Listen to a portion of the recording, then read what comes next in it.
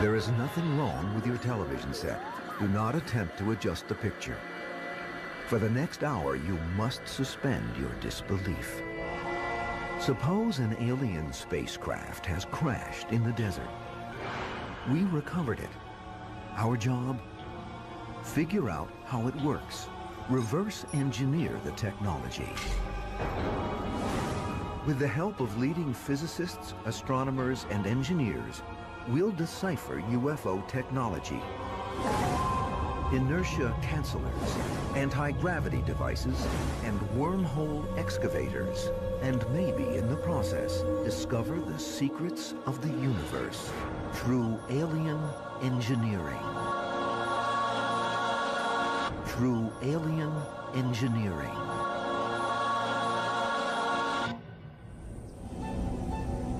What you are about to participate in is an exercise in imagination. Prepare yourself. This is an alien spaceship that crashed in the desert some years ago.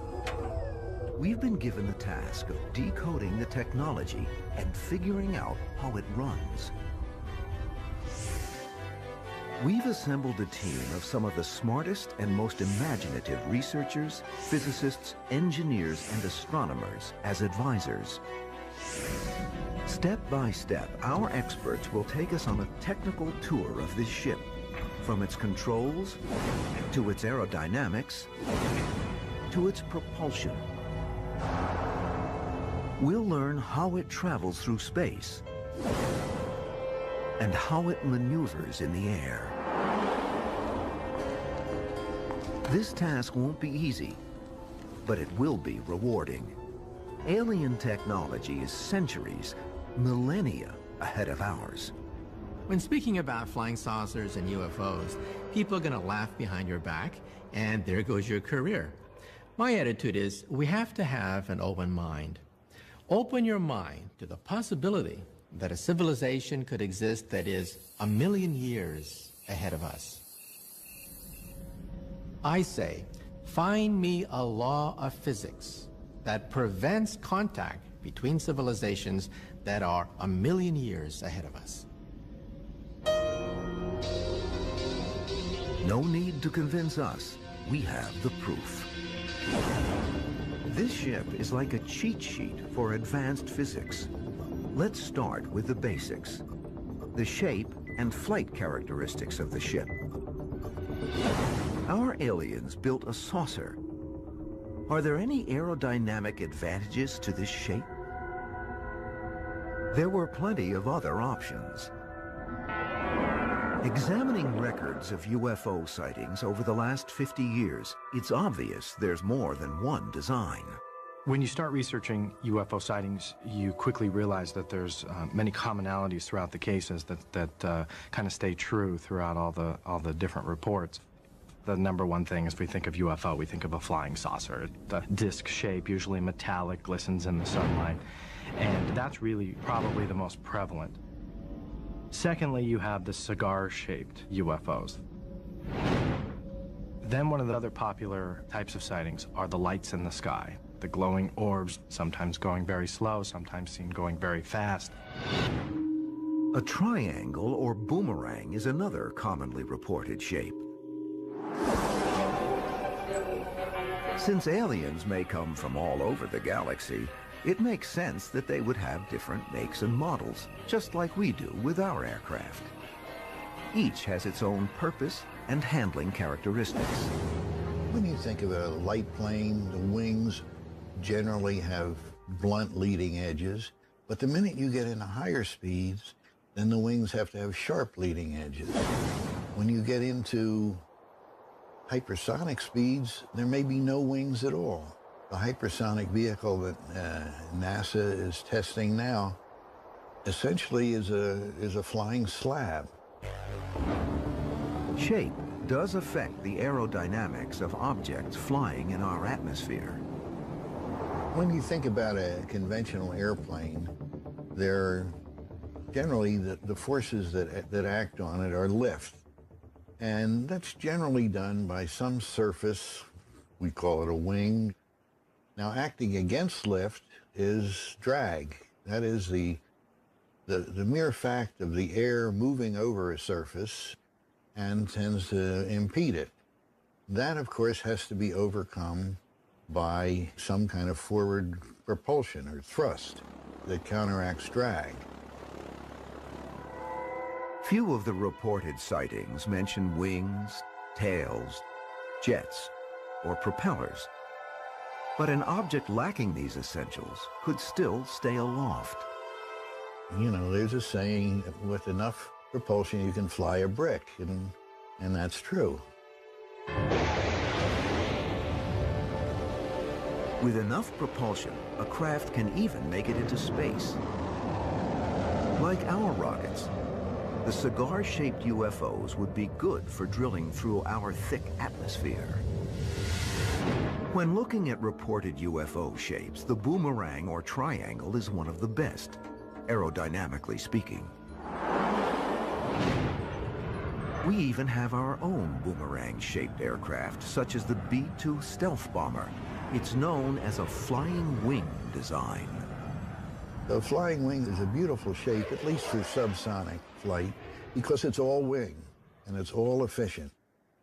The minute you start putting engines hanging out, the minute you put a fuselage, the minute you put a tail, a rudder, and elevators, you're adding drag. Flying wing doesn't have that. The boomerang-shaped flying wing dates back to the early half of the 20th century. Northrop Aircraft Company even developed a long-range bomber using this shape during World War II.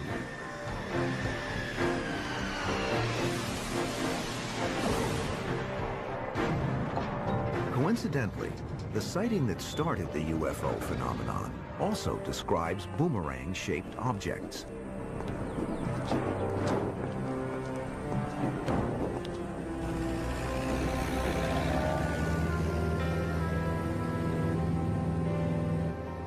On June 24, 1947, Kenneth Arnold, a recreational pilot, was flying in his single-engine Cessna in the Cascade Mountain Range of Washington State when a flash caught his attention.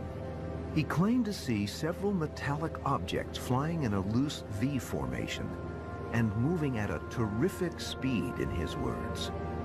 Interviewed by both the news media and the FBI, Arnold ushered in the modern era of the unidentified flying object when he described his objects flying like saucers skipping across the water. However, he didn't say they looked like saucers. Arnold later made some sort of a sketch for someone to describe the shape, and it turned out it wasn't exactly a saucer, but the term is stuck. Comparing Arnold's sketch with a stealth aircraft from the U.S. Air Force reveals some similarities. Maybe those aliens who build triangular spaceships are also concerned about drag when flying in our Earth's atmosphere. Of course, in the vacuum of space, drag is not an issue.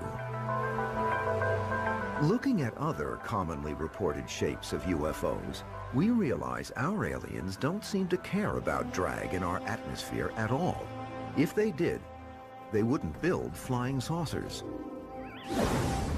Saucers just aren't that stable or easy to control, at least for us humans. It doesn't have any particular control surfaces like the fins or the flaps on a conventional airplane for changing direction, either climbing or turning. So it's really hard to see why this would be a particularly advantageous shape for flying inside any kind of atmosphere. People have dabbled making flying saucers, and in fact they've shown that it can be done. Generally they're saucer shaped, they have a big fan in the center, and they take off and they fly, and it's a good show. But it's a lousy airplane. It's a very inefficient lifting surface. And they're getting most of their lift from the fan that is blowing air down, more like a helicopter. If you were grading for efficiency, it would be at the bottom of the scale as far as a lifting device is concerned. So why would the aliens build such aerodynamically inefficient craft?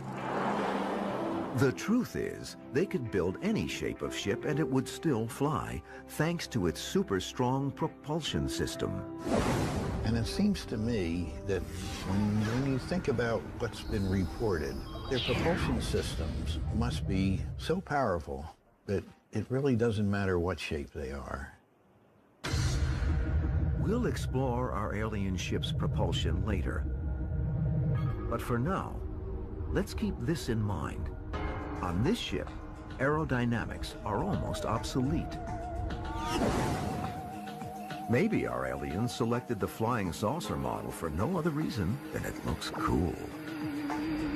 If their propulsion system is as strong as we think, how do the aliens on board survive the forces of abrupt changes in speed? Violent forces that would rip a human being apart. In other words, somewhere on this ship, there's an inertia canceller. We'll send in our team to find it. Explore the tantalizing history of Nostradamus 500 years later, tonight.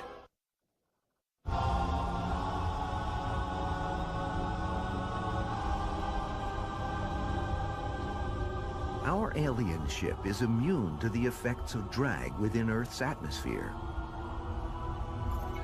But even more significantly, it's immune to the effects of inertia. The universal property of matter that causes a body at rest to stay at rest, and a body in motion to stay in motion. Our alien spaceship has an inertia canceller, a sort of high-tech seatbelt that keeps everything inside our fast-moving ship from going through the windshield. By examining UFO reports, our experts can better comprehend this piece of alien equipment. Sometimes you hear reports of this UFO or craft or ship, or however they want to describe it, moving hundreds, if not thousands of miles an hour streaking across the sky, sometimes doing a right angle move or going up and down, and something we obviously have not achieved yet as a human race. We offer the following straight from the UFO files of the United States Air Force for your edification. December 6, 1952, in the last minutes before dawn, a B-29 bomber conducts a training mission over the Gulf of Mexico. Suddenly, an object appears on radar, heading straight toward the bomber. Captain, bogey inbound, moving at 3,800. No, 4,200 knots, sir, over. That's nearly 5,000 miles per hour. She's coming in, 3 o'clock, sir, over. A crewman jumps to the right blister window to see a blue-white light streak by. Then 4 more blips appear on the scope. We got another one, sir, coming in. Sir, at this range, you should have visual, over. They too scream by at more than 5,000 miles per hour. What was that? Then one of the objects breaks away and starts following the plane.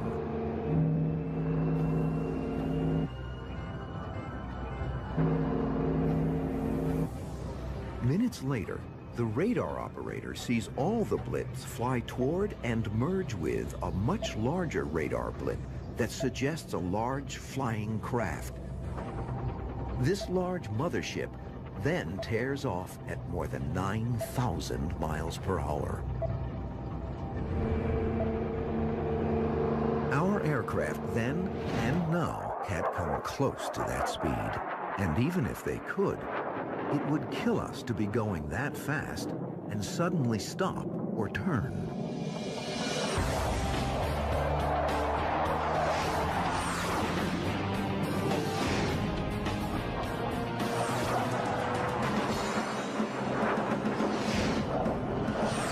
The acceleration forces generated by performing such maneuvers would rip an aircraft's structure and its occupants apart.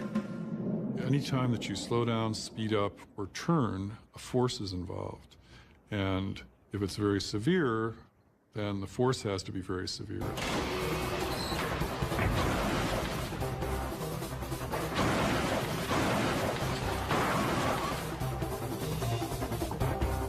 That's because of inertia.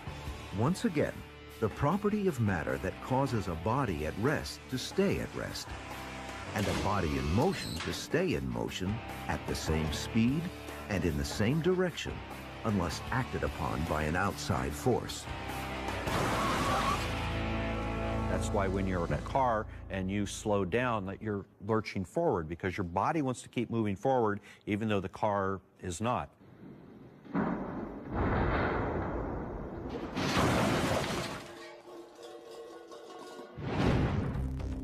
If the spaceship is traveling 5,000 miles per hour and abruptly stops, the craft might come to a halt. But the alien pilots continue moving forward due to inertia. In other words, if they're built anything like us, they become wet smears on the inside surface of the spacecraft. that's why the inertia canceller is a must. To understand how this might work, we can look at the research garnered by over 100 years of flight testing right here on Earth.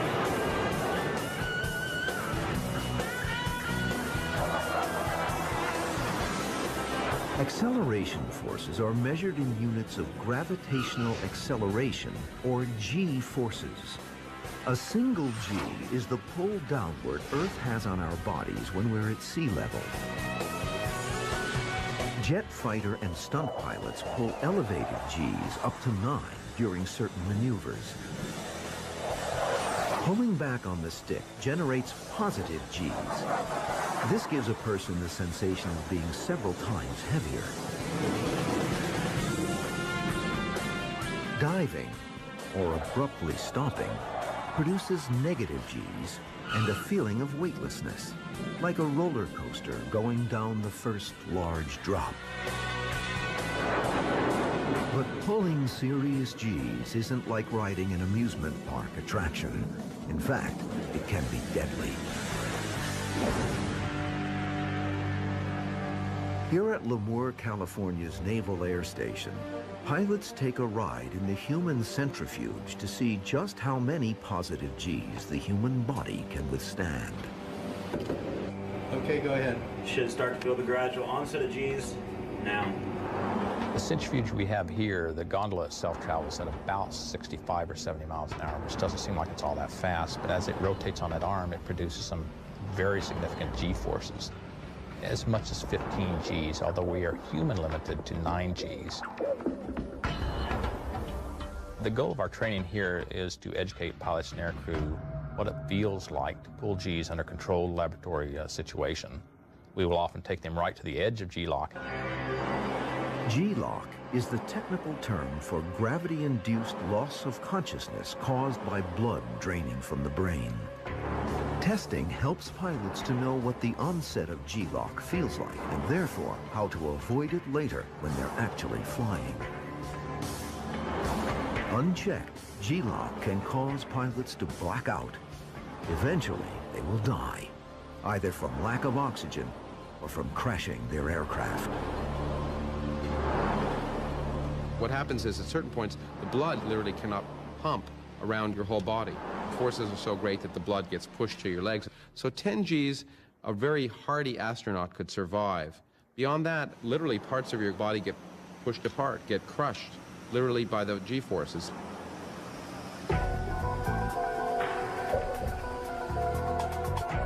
The human body is even more sensitive to pulling negative Gs. We know much about the way negative Gs affect the human body because of the work of men like Dr. John Stapp. Stapp worked for the Air Force as his own guinea pig, climbing into rocket sleds and shooting himself down a long track, only to be instantly stopped. This generated tremendous negative Gs. On one run in 1954, Stapp reached a speed of 632 miles an hour before slamming to a stop in less than 2 seconds.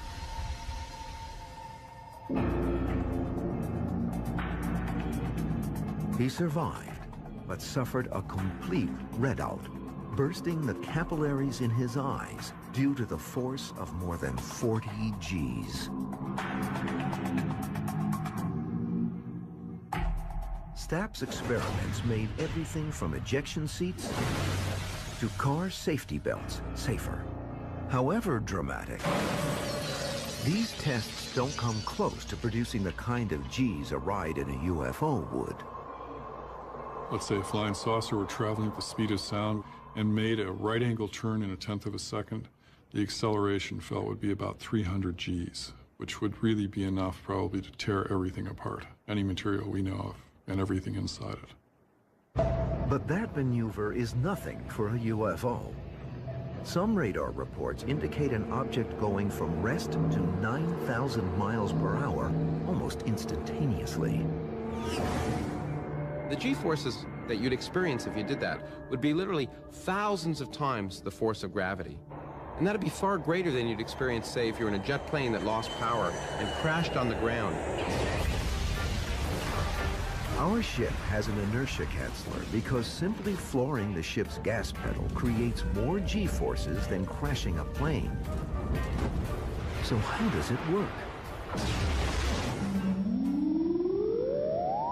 There'd have to be something within the craft that would counter these G-forces. One possible way, at least in principle, is to actually manipulate the force of gravity itself. For example, if I could produce a gravitational field in front of me within the spacecraft that was pulling me forward at the same force that I was being pushed back into the seat. A gravitational force field. This must be exactly how the alien inertia canceller works. You would presumably have to be able to turn it on and off in some easily controlled way and very quickly, because if you're going to make a very quick change in your state of motion, you have to be able to deal with it quickly. These aliens have shown us humans the way to overcome inertia. Maybe someday we'll use this knowledge to eliminate the need for, among other things, safety belts and airbags. Now that we've figured out what the inertia canceller does, our next goal is deciphering the propulsion system. Our experts believe it's either a force field generator or an anti-gravity drive. Our scientists are reverse engineering one right now.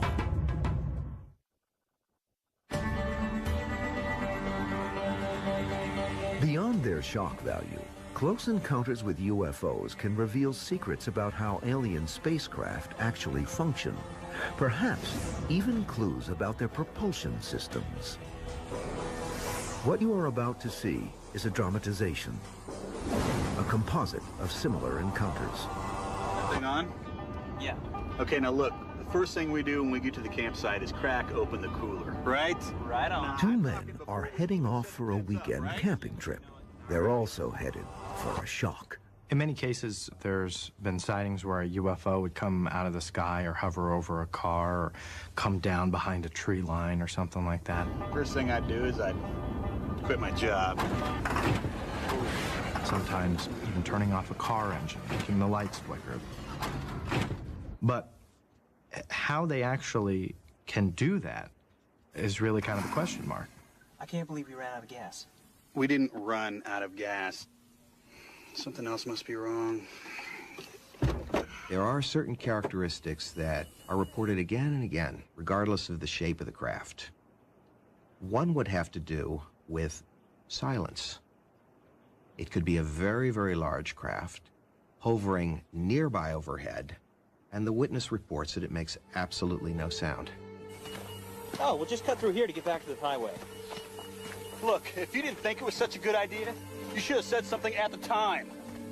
There's something wrong with the camera.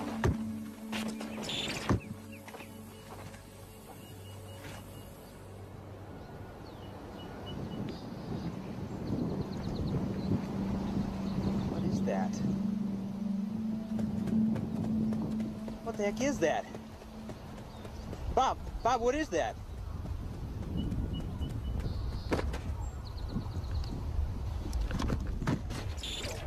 Like what you've just seen, our alien ship can hover silently.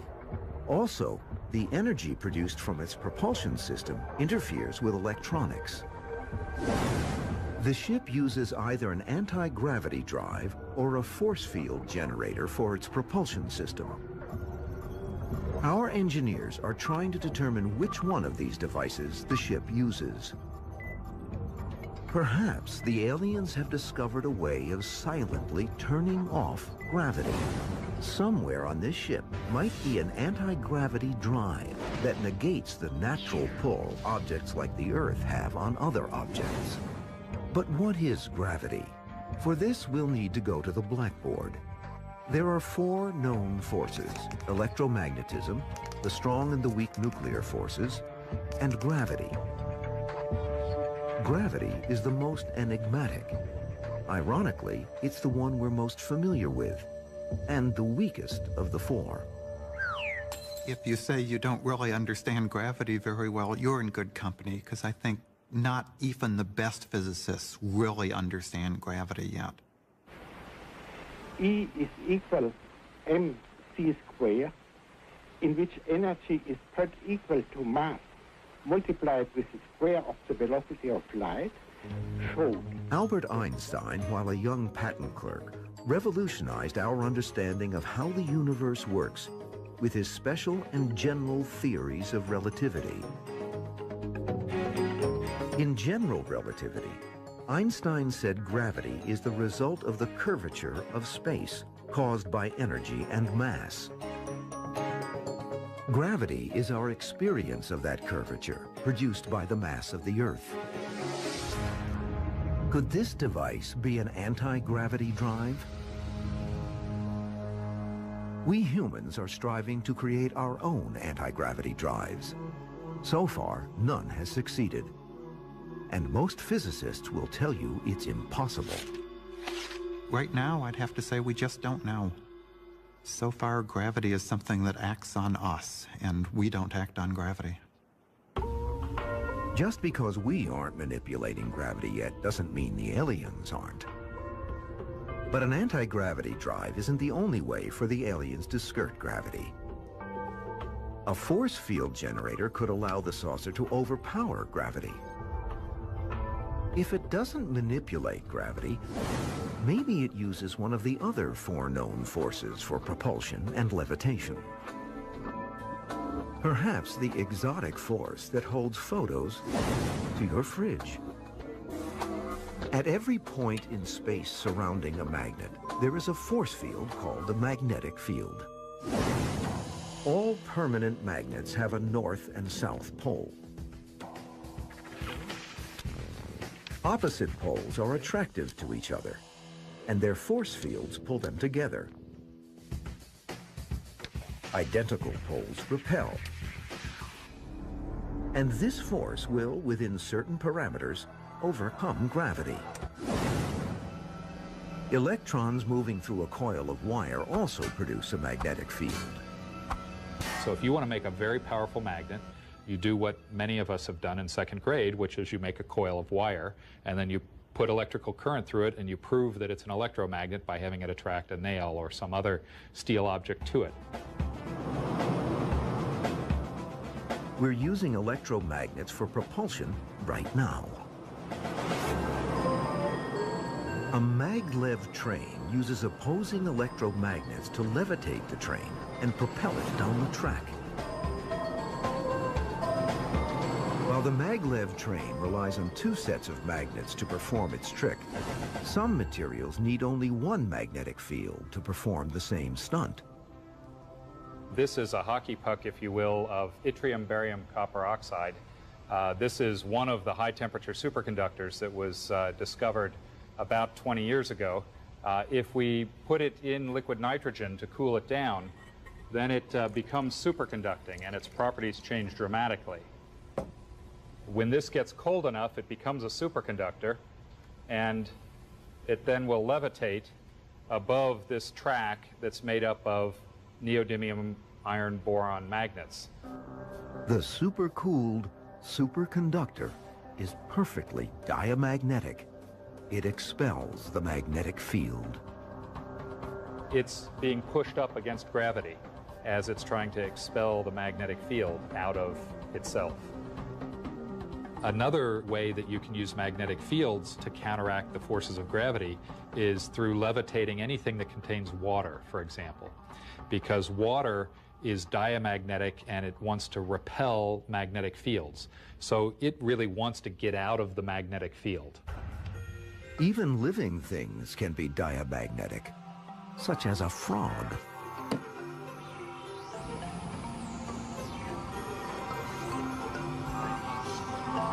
If you put something that has water in it, and of course our bodies are mostly water, a frog's body is mostly water, you can put that in a magnetic field gradient. So it's a strong field here, it's a weaker field there, it's the weakest field up here. And that water-containing object is going to want to drift up to the weaker magnetic fields. So by configuring your experiment right, you can get that frog to levitate. You, in principle, can get a human being to levitate because we contain so much water. Could this be the way they get the saucer to levitate? Is the saucer made of some super diamagnetic material? In principle, magnetic fields could be used to propel a ship through the air. And it's natural enough that when we look at the story of unidentified flying objects to think about magnetic fields. The levitation experiment with the frog works because there's a big magnet that's positioned right beneath the frog. And that's how we can make the magnetic force be equal to and opposite the gravitational force. If UFOs were using magnetic levitation, we would not only notice the UFO, we would notice the big magnet that they're lugging around underneath the flying saucer. So I don't think that would be what they would be using. The alien ship doesn't hover above a big magnet. However, the Earth itself generates a magnetic field. That's why compass needles point north. Maybe the alien ship uses the natural magnetic field of Earth for propulsion within our atmosphere. But the Earth's magnetic field is very weak. We're a few Nobel Prizes away from levitating a ship using a force field generator. But remember, either an electromagnetic repulsive force field generator or an anti-gravity drive could meet the challenges of gravity the aliens face. And the anti-gravity drive is what this alien ship has under the hood after all. The alien anti-gravity drive manipulates Earth's gravity, reversing it against itself and focusing it to prop up our ship on a gravity wave. It can go in any direction it wants. Now that we've learned that this ship can match the acrobatic maneuvers of the most amazing UFO reports, we'll turn our attention to the drives that allow it to travel across the universe. Our alien spaceship uses an exotic form of space travel to cross the galaxies, because conventional rocket-powered space travel just won't cut it. Space is just too big. Way too big. Take a look at our solar system. If our solar system were about, let's say, a foot long, here's the sun and here's the orbit of Pluto, and you were to ask, well, where are the nearby stars? The nearby stars would be miles away.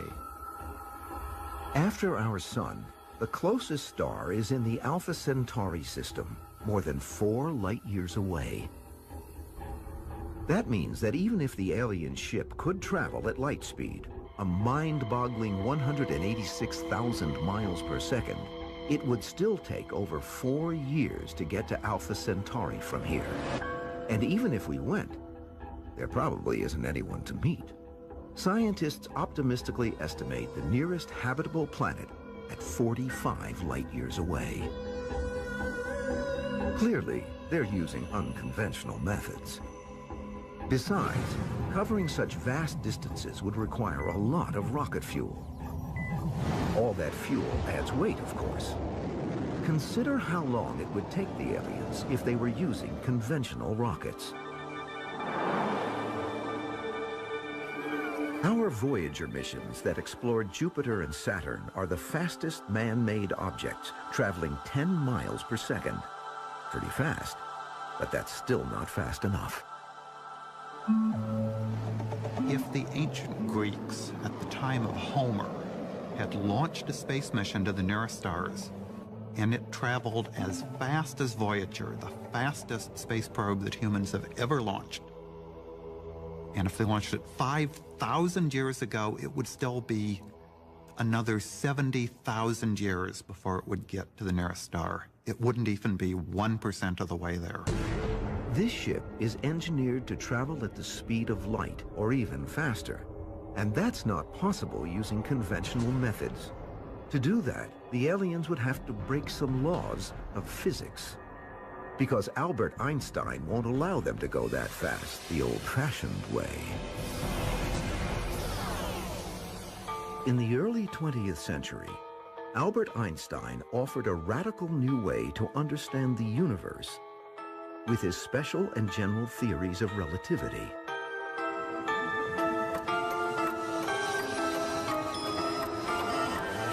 Einstein theorized that time is relative throughout space. It's gooey and flexible. One of the strange side effects of traveling close to the speed of light is something known as time dilation. According to Einstein, the closer you get to the speed of light, the more the clocks on your ship slow down. So time to you passes more slowly. So if you have somebody approaching the speed of light, say 80 or 90% of the speed of light, time for them is passing very, very slowly. If a rocket blasted off from Earth on a round-trip mission to Alpha Centauri, traveling close to the speed of light, years would have elapsed here on Earth before the mission returned. But on the spaceship, only a few weeks would have elapsed. The crew would have aged only a few weeks, and the in-flight recorder would have indicated a short journey. It's not science fiction, it's really true. We can test this in undergraduate physics laboratories around the world every single day, and it works. It's really true that clocks do slow down relative to an observer watching someone as they travel near the speed of light. Now, this is, in principle, of course, great, but it's also a problem if some spacecraft does a return voyage and it takes 5 years for it to do, and 50,000 years later it arrives back at its home base.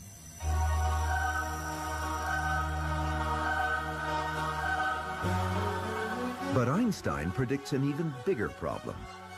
Our ship can only go so fast before it runs into Einstein, the ultimate galactic traffic cop. Einstein says there is a universal speed limit. It's not possible to travel faster than the speed of light, because at that speed, the laws of physics fundamentally alter mass. As objects speed up to get closer and closer to the speed of light, they get more massive.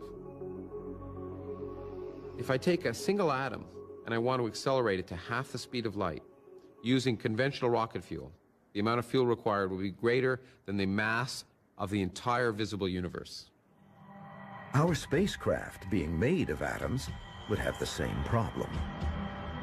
The closer the alien ship gets to the speed of light, the more massive it becomes, until ultimately, according to Einstein, it becomes infinitely massive.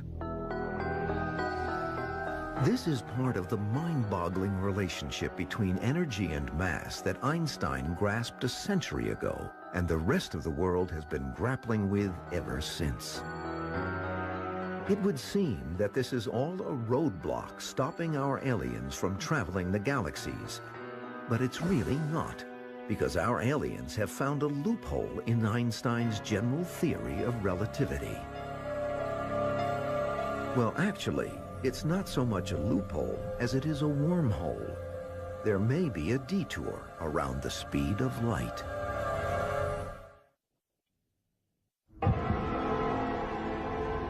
Our team is busy analyzing the exterior of our alien ship, even as we struggle with how the gears and inner workings function.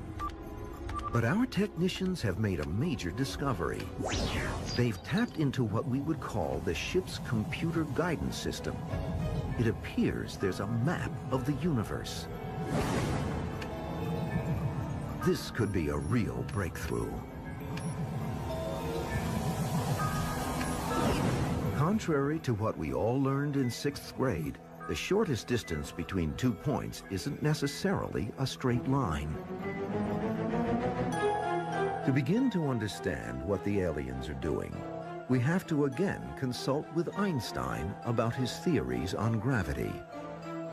Einstein saw mass and space, matter and space, as connected in the sense that You could explain gravity by saying that mass distorts space, that it exerts some force on it. Space is curved in the vicinity of matter, and that the planets follow the shortest path on the curved surface of space. So massive objects bend space itself.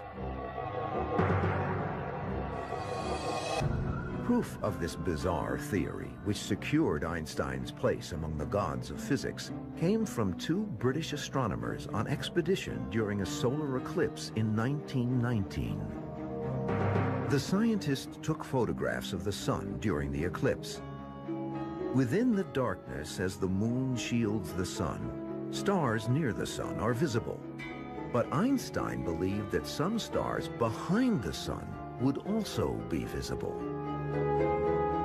He predicted their light would be curved by the sun's immense gravity around the sun, and therefore would be visible to us beyond its edge. He actually calculated by what amount it would curve, and in 1919, British astronomers went to see a solar eclipse and verified precisely that his prediction was correct, and Einstein became a household name overnight. Since gravity bends space, maybe aliens utilize that phenomenon to jet across the galaxy. This device appears to be a warp drive. If you could manipulate space, you could expand space behind you and contract it in front of you, and you could build what you might call a warp drive, if you wish, which in some sense is warping space by manipulating it in front and behind you, and in so doing, travel from one place to another, apparently faster than the speed of light. By constricting space-time in front of the craft while expanding space-time behind, the alien ship could propel along like a bullet exiting a rifle. And even better, the clocks inside would run at the same rate as the clocks outside. This is probably one of the most surprising and puzzling things, but it would live in a pocket of ordinary space which wouldn't feel the relativistic effects of its huge velocity. Because our engineers successfully hacked into the alien computer system, we are learning a lot more about the function of the ship. Next to the warp drive is an even more sophisticated device. It too allows for faster than light travel, relatively speaking. A wormhole generator, capable of folding space itself. Think of Alice's looking glass. The looking glass was in some sense a shortcut, a subway system, a tunnel through the fabric of space and time. That is a wormhole. Let's imagine a map of the Earth. Mark A represents New York City. Mark B represents Paris. If we fold the map, they're actually not very far away. Now all we need to do is punch a hole through the map to connect both cities. Voila, the opening is like a wormhole. In 1935, Einstein came out with the first paper on wormholes. We call them Einstein-Rosen bridges. We don't really call them wormholes. But these Einstein-Rosen bridges really do take you from one stage to another, a gateway. Einstein's theory allowed for the possibility of wormholes. Quantum physics suggests that they may occur spontaneously. Einstein's equations, we now know, are littered with wormholes. It's impossible to look at Einstein's equations without finding a wormhole here or there. They're everywhere. The problem is, how stable are they?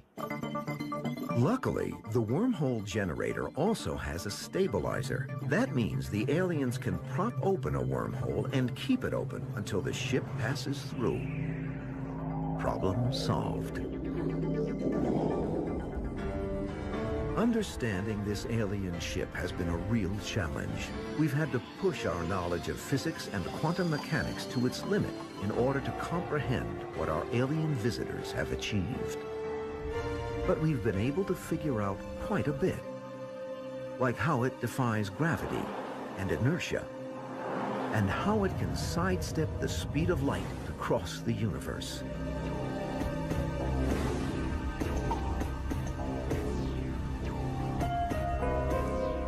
The next challenge is turning this insight into our own real machines that can travel through space and time. To meet the aliens on their turf, not as students or subjects, but as equals.